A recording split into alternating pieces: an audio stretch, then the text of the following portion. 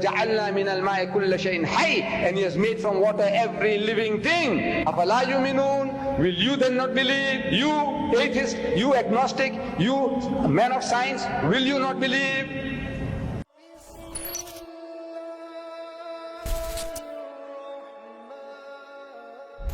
You see, there are so many things in the Quran which lends itself to scientific discoveries and proving of creation. For example,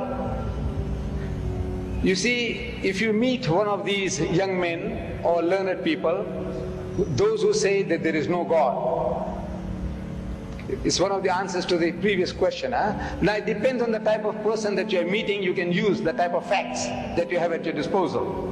You meet a man of learning, a doctor, a professor of astronomy, biology or whatever, and yet he says that there is no God.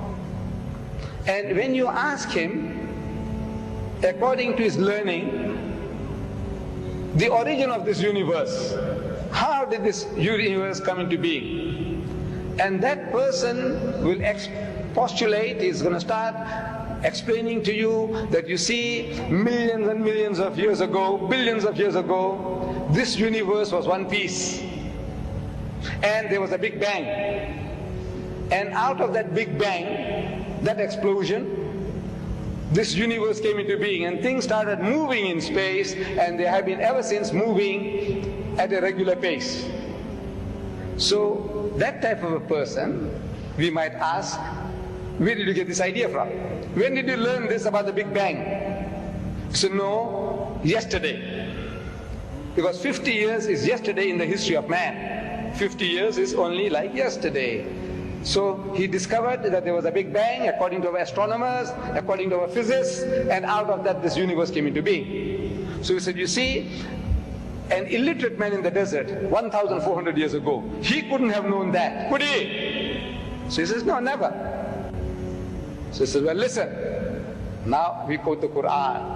Allah says in the Quran, أَوَلَمْ يَرَ الَّذِينَ كَفَرُوا, do not the unbelievers see? These atheists, these agnostics, those who say that there is no God, can't they see? أَوَلَمْ يَرَ الَّذِينَ كَفَرُوا أَنَّ السَّمَاوَاتِ وَالْأَرْضَ كَانَتَ رَتْقًا, that the heavens and the earth were joined together as one unit of creation. فَتَقْنَاهُمَا, and he split them asunder.